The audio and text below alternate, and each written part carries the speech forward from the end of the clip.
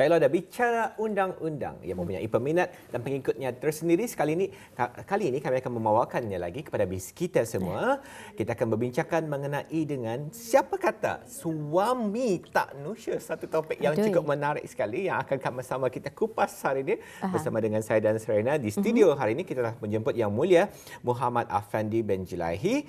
Beliau adalah merupakan seorang peguam syar'i, mediator bertauliah dan juga pensyarah adjunct di UNISA, Universiti Islam Sultan Syarif Ali, yang telah beramal lebih 19 tahun sebenarnya di Mahkamah Syariah Negara Brunei Darussalam dalam bidang guaman syar'i, kes kekeluargaan dan kehartaan orang Islam. Apa kata, untuk tidak membuangkan lebih banyak masa lagi, kita terus saja sapa beliau. Assalamualaikum tuan. Waalaikumsalam warahmatullahi taala wabarakatuh. Alhamdulillah.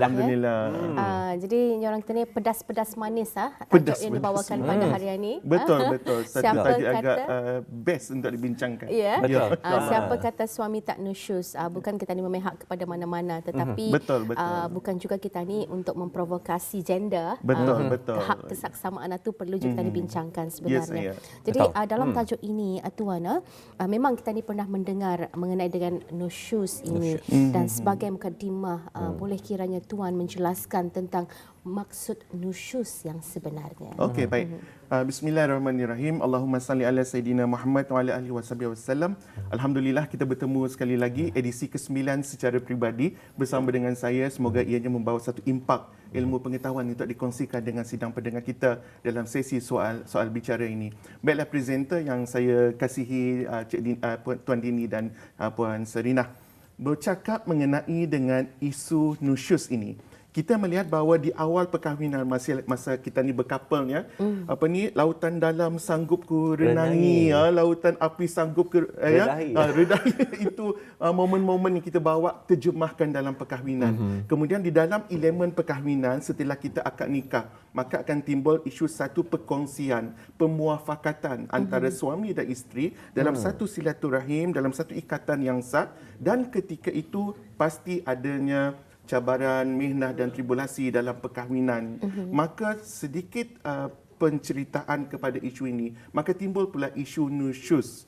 Nusyus ini, yang biasanya yang agak dominan diketahui oleh orang awam sikit-sikit adalah kepada isteri sahaja. Kau cemani jahat, jangan kau cemani jahat, nanti nusyus. Amaran yang diberikan yang biasa ditakuti dan digunakan oleh suami untuk menakuti isteri ini supaya tidak berlaku nusyus dan sebagainya. Sebenarnya dalam Islam itu juga meletakkan bahawa suami ada juga berlaku nusyus. Cuma dalam konteks hukum syarak, apabila kita bercakap mengenai dengan nusyus dari segi bahasa yang membawa maksud melebihi, tinggi, kemudian dari segi konsep ianya adalah satu bentuk pertelingkahan, kederhakaan, tidak taat, menganiaya kepada salah satu pasangan. Yang dominan yang kita tahu ni isteri lah ni. Tetapi dalam konteks agama sebenarnya ia terbagi kepada dua. Satu kepada suami dan satu kepada isteri. Kemudian kita lihat dari sudut istilah. Istilah ni pula membawa makna tindakan isteri yang telah menentang suami yang tiada alasan munasabah. Kalau kita melihat kepada 4 pendapat ulama secara ringkasnya, Hanafi mengatakan telah berlaku ketidaksenangan di antara salah satu pihak dalam perkahwinan sehingga mencetuskan perkelahian. Maliki pula berkata ada timbulnya isu kebencian, permusuhan juga melibatkan pasangan suami dan isteri ini dalam perkahwinan. Kemudian Syafi'i pula menimbulkan isu perselisihan di kalangan suami dan isteri ini yang akhirnya menyebabkan pergaduhan dan berlakunya tidak taat. Manakala Hambali pula menyatakan bahawa ketidaksenangan di antara dua pasangan ini yang akhirnya mencetuskan perkataan dan juga perbuatan yang tidak harmonis dalam sesebuah rumah tangga. Sedangkan dalam sesebuah rumah tangga ni, kita kata kita nak capai sakinah, mawaddah, warahmah, itu janji yang kita ikat ketika ijab kabul. Itu perancangan masa depan mana-mana pasangan pun. Cumanya di dalam perjalanan itu ianya tidak begitu mudah. Ada masanya ada up and down. Ada masa kita diuji dengan pelbagai cabaran yang mendatang. Ketika itu merujuk kepada peranan yang dimainkan oleh suami dan isteri ini dalam sesuatu kerukunan rumah tangga. Dan saya mengambil kesempatan di sini nak berkongsi sedikit ini kepada isteri-isteri yang berada di luar sana. Ada yang mengatakan, presenter, sikit-sikit nusyus ni kepada isteri ni Golongan wanita. dan berlaku tidak taat ini, maka akhirnya kepada nusyus. Sebenarnya ada yang saya nak katakan di sini, contohnya apabila kita merujuk tindakan isteri yang keluar daripada rumah, sebenarnya ada beberapa keadaan ianya tidak ditafsirkan sebagai nusyus, tidak berlaku taat kepada arahan suami. Kalau kita melihat kepada slide yang ketiga, dalam satu irsyad hukum Jabatan Mufti Kerajaan Negara Brunei Darussalam, ada yang meletakkan garis pandu antaranya keadaan yang tidak disabitkan isteri itu berlaku nusyus ialah apabila dia berjumpa dengan kadi untuk menuntutkan haknya. Keluar daripada rumah, pergi ke mahkamah nak dapatkan hak, itu bukan nusyus. Kedua, mencari nafkah apabila suami tidak berkemampuan atau mempunyai kesukaran. Dari segi suami yang tidak mempunyai tanggungjawab, suami yang ada dalam keadaan gangguan kesihatan, sakit dan sebagainya, maka isteri ni tadi keluar pada rumah, itu bukan nusyus. Kemudian begitu juga meminta fatwa, kemudian mendapatkan atau membeli keperluan barang rumah yang diperlukan. Itu termasuk tidak berlaku nusyus. Dan dalam keadaan jika takut rumah tempat tinggal akan musnah dan runtuh dari segi geografinya terganggu dan sebagainya, maka itu juga didefinisikan tidak berlaku nusyus kepada isteri ini. Pendek kata, wahai ibu-ibu, isteri-isteri yang berada di luar sana, jangan takut. Kita dalam hukum Islam ada satu garis panduan yang begitu hikmahnya yang sangat besar, iaitu selagi kita tidak dimestikan untuk taat kepada suami jika arahan itu bercanggah dengan hukum, jika arahan itu dalam arena kemaksiatan dan sebagainya. Maka suami ada peranan, isteri pun ada peranan. Itu secara umumnya. Okey, baik. Alhamdulillah, dapatlah kita kongsikan tadi pada audio penonton seperti yang dikongsikan oleh narasumber kita hari ini, di antara garis panduan ataupun senario-senario yang di mana akan dapat ditaksirkan bukan sebagai nusyus, dan telah pun diterangkan maksud nusyus itu. Jadi kalau Tani boleh minta kepada pihak tetamu kita hari ini untuk mendapatkan lebih lagi pencerahan mengenai dengan nusyus di kalangan suami ini, silakan. Baik, terima kasih. Kalau kita lihat perbincangan kita di awal tadi, satu perbandingan isteri yang nusyus dan bagaimana pula dengan suami. Baik, saya utarakan pada masa ini bagaimana Islam melihat bahawa si suami ini juga sebenarnya, tuan-tuan, ada berlaku nusyus. Okey, bagaimana ianya boleh dibuktikan? Pertamanya, saya nak bawa kepada slide yang keempat, iaitu bagaimana di dalam surah An-Nisa ayat 128, ini adalah satu garis pandu yang mana memberikan beberapa keadaan jika dikhuatirkan bahawa si suami memang ada berlaku nusyus. Ya, ada di situ perkataan tidak acuh, iaitu i'radan, dan nusyus atau itu nusyuzan. Kalau kita melihat kepada slide yang kelima, saya nak kongsi sedikit di sini. Dalam ayat 128 ni tadi, bahawa ia jelas menyebutkan dua keadaan, nusyuzan dan i'radan. Nusyuzan ini membawa keadaan sikap suami kurang baik kepada isterinya. Lebih umum dan lebih jelas jika ianya menyentuh tentang perbuatan, tindakan, kelakuan fizikal secara jelas telah menganiaya isterinya ni tadi, derhaka juga kepada arahan-arahan yang bertentangan dengan hukum syarak, dan tiada istilah nafkah, memukul dan memisahkan tempat tidur. Ini secara fizikal. Kalau secara mentally pula, ada di dalam nusyus 128 ini yang menyentuh mengenai dengan kedudukan suami ini tadi, dari segi emosi, dari segi mengurangi tempoh komunikasi, bermesra, layanan kepada isterinya, berpaling wajah, okey, dan mendiamkan dirinya, ianya adalah akhirnya daripada perasaan benci, kemarahan, membuak-buak, dan tindakan itu dilakukan oleh suami kepada isterinya tanpa alasan dan sebab yang munasabah.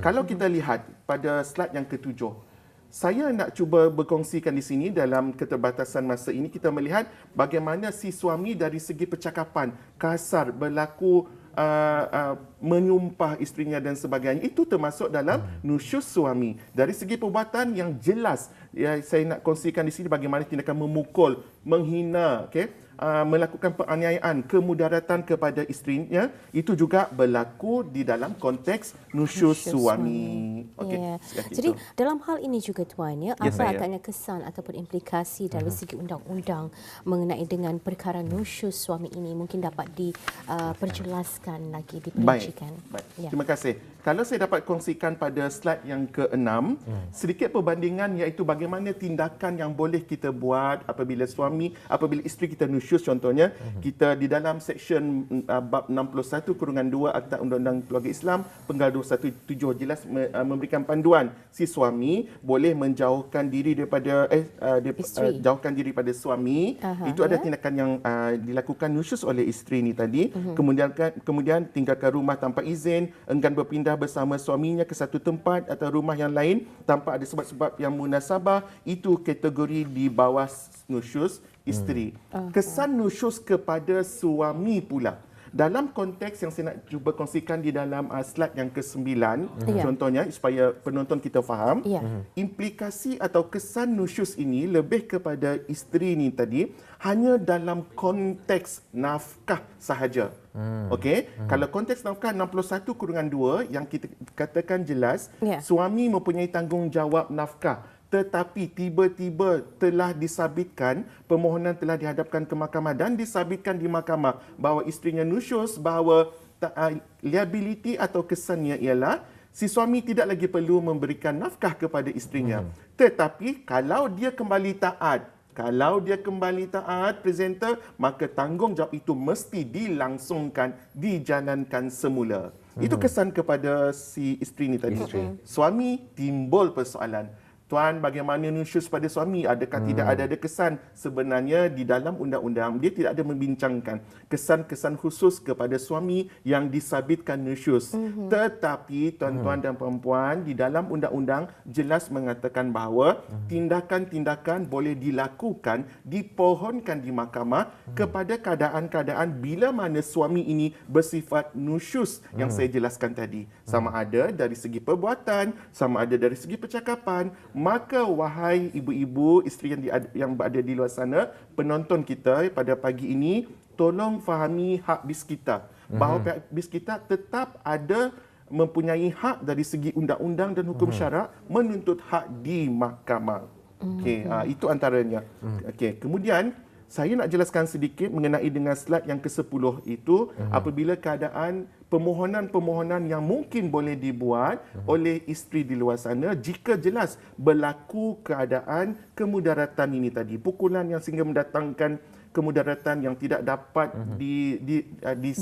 diselamatkan lagi ya. Jadi sebab ia akan melibatkan dua institusi, sama ada melalui Mahkamah Sivil iaitu Akta Keganasan dan juga di Mahkamah Syariah dalam konteks perkahwinan yang masih berlangsung. Jadi di situ kita nampak secara umumnya, konklusifnya, keadaan ini sebenarnya ada hak yang masih diperuntukkan kepada isteri yang nak menuntut haknya jika berlaku nusyus kepada suami.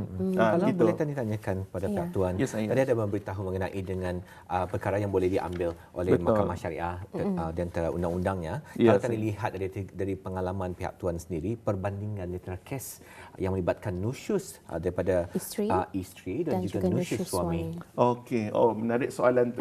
Okey tuan, sedikit perbandingan saya nak share pada slide yang ke-10. Kita lihat bagaimana hak yang boleh dituntut oleh isteri kepada suami yang bersikap nusyus ni tadi, sama ada nak memohon melalui pembubaran perkahwinan seperti cerai taklik, fasah darah syar'i, khuluk dan sebagainya dengan terma-terma tertentu yang mesti dibuktikan di mahkamah ada elemen nusyus kepada suami yang telah dilakukan dan akhirnya mahkamah akan memutuskan bahawa memang betul suami ini nusyus, maka si isteri ini berhak mendapatkan haknya. Kemudian dari segi pelaksanaan melalui perintah mahkamah, jika kita keadaan si suami ini tadi dengan gagal cuai menjalankan tanggungjawab nafkah, dari segi perintah mahkamah kita boleh pohon, iaitu dari segi nak mendapatkan supaya dipotong gaji, untuk anak, untuk diri isteri itu supaya ianya dilaksanakan melalui perintah undang-undang. Kemudian juga melalui bagaimana penglibatan mahkamah syariah atau mahkamah sivil melalui akta keganasan ini memberikan satu gambaran bahawa kita dilindungi bukan saja oleh hukum syarak tetapi undang-undang. Ya. Jadi itu antara solusi yang sebenarnya bukan dibuat Betul. hanya kerana dasar, tetapi ini juga termaktub dalam panduan syiar Islam kita ni, agama kita ni, undang-undang Islam. Jadi walaupun saya percaya banyak yang masih orang istilahnya menapuki. Betul, betul. Dan masih mungkin belum cukup ilmu untuk mendapatkan pencerahan dan solusi kepada masalah-masalah yang timbul dalam rumah tangga. Dan sesingkat masa yang kita ada, secara rumusan tajuk yang kita nak bawakan hari ini. Okey, baik. InsyaAllah. Kalau kita lihat kepada slide yang ke-11, itu ada dua peruntukan yang saya rasa patut dikongsikan bersama dengan sidang pendengar sekalian pada pagi ini. Bab 121 Akta Undang-Undang Keluarga Islam Penggaduh 17 jelas memberikan hak mana-mana suami atau isteri berhak untuk memohon untuk mana-mana pasangan yang tidak taat nusyus itu tadi untuk kembali taat, hidup bersama semula, menjalankan tanggungjawab. Itu kehendak di bawah bab 121. Ingat, suami atau isteri. Jadi maksudnya bukan isteri saja boleh dipohonkan. Suami pun jika dia, contohnya, jika dia gagal menjalankan tanggungjawab, jika dia ada hubungan pihak ketiga, maka ini kita boleh pohonkan di mahkamah supaya dia kembali taat. Manakala jika telah disabitkan kesalahan, jika disabitkan bahawa dia memang dah berlaku nusyus dalam keadaan itu, dia gagal untuk kembali taat, saya nak rujuk kepada bab 127, iaitu akta yang sama merujuk kepada mana-mana mereka suami atau isteri ni tadi yang telah diperintahkan untuk kembali taat, tetapi dia gagal untuk melaksanakan perintah itu, ianya boleh didenda dalam lingkungan tidak melebihi daripada RM2,000 atau penjara tidak melebihi daripada 6 bulan atau mana-mana kombinasi. Jadi maksudnya di situ saya nak katakan secara kesimpulannya bahawa ianya ada satu intipati undang-undang yang melindungi hak ini untuk dipatuhi oleh pihak isteri dan juga suami. Pendek kata, selami peranan masing-masing, fahami kehendak undang-undang dan ianya insya-Allah boleh kita atasi dengan pelbagai metod ataupun mekanisme yang baik untuk kerukunan rumah tangga. Masya-Allah. Terima kasih untuk ilmu yang kita peroleh untuk pagi ini, bicara undang-undang, siapa kata suami tak nusyus, mudah-mudahan dapat direnungkan dan dapat memberikan manfaat. Terima kasih tuan. Terima kasih tuan. Okey, sama-sama. Assalamualaikum.